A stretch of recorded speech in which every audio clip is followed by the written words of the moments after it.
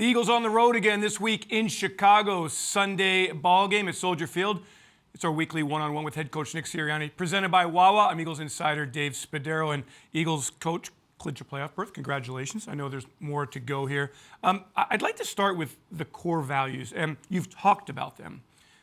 You've never really, as far as I know, told us where those core values come from. How did you form the 5 core values? You know, it was just, going through the job interview process, and really when I'm preparing for that, it's been kind of something I've always prepared for, when I'm a head coach, what is it going to look like, right? And so that's not something you just do in a week. You do that throughout your entire career. You do that, you think back to your playing days and everything like that.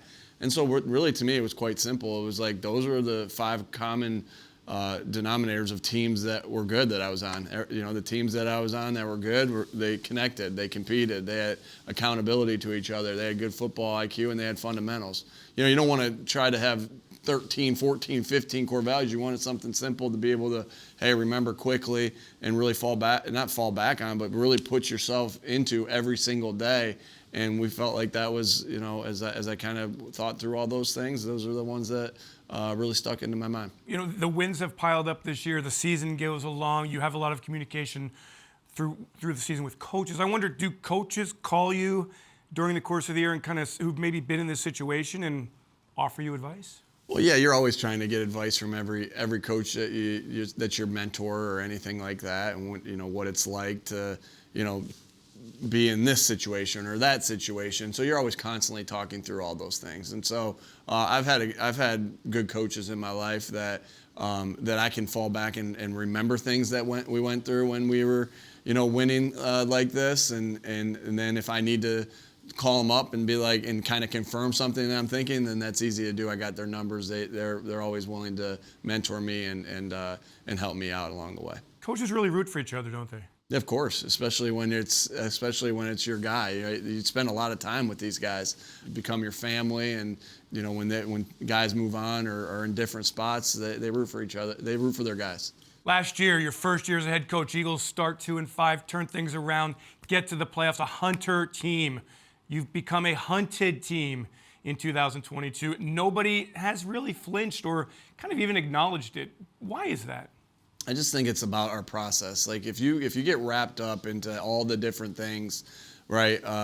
Whether you're 2-5, whether you're 12-1, whether you're going home to play, whether you're the hunted or whatever it is, you get wrapped into that. Like you can follow a lot of storylines, but if you stay the same course and stick to your process each week, then you're just putting yourself in position of how you win that game and not think about anything else. So everyone's got this huge mountain to climb.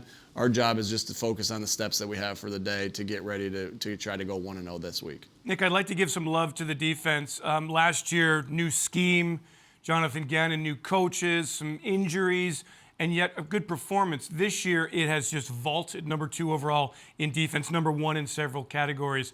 Why the vault? Why the rise? And did you think it would come so quickly? Well, first it comes down to we got really good players over there, really good leaders, really good players, and they're playing their butts off. And it starts in that defensive line, and we're deep at the defensive line. We got great players, great leaders at the defensive line.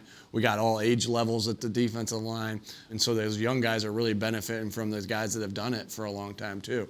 And so it all starts there, and then we're strong in the secondary. We're strong at linebacker. We're strong at every area. So a tribute to Howie and his staff of the talent that he has put together here. And then Jonathan and his staff are working like crazy to just put the guys in position to go out and make plays. When you got players like we have, it's just about, hey, how do we get them where they can go show that playmaking ability? And so it's just been a good group effort by everybody, and then this is why this is the greatest team sport, right? There is. You get a team that's backed up because of the punt that you have. Now that team's fighting from there. You get a team that's down because the offense built a lead, because the offense have scored points. Now you're playing a different style of football. So it's a true team effort, offense, defense, and special teams of why the defense is playing so good, but always starting there with that defensive line. I'd like to close with the community, and we're in the holidays here, and you talk about connecting, and it's not just on the football field or in the locker room. The players really do care about the community. Players spend time on Tuesdays giving time to the community. Hassan Reddick on Monday night closes the Adventure Aquarium, gives out a bunch of gifts to his kids from his hometown. Why do you think that is happening, and how much pride do you take that your players care so much and connect with their communities? I just think it's the type of guys we have here, right? And it's not only do we have these guys that are great football players, we got great men on this football team. And Hassan, he's always reaches out to the community. It's kind of cool, like that. He can reach out to his own community, not only that he plays football in, but also the one he grew up in.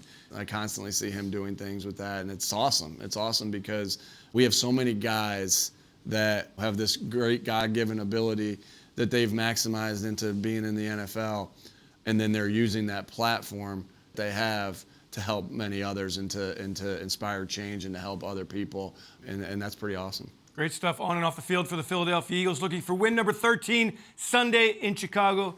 Good luck, Nick. Thanks so much for joining us. Our weekly one-on-one with head coach Nick Sirianni, presented by Wawa.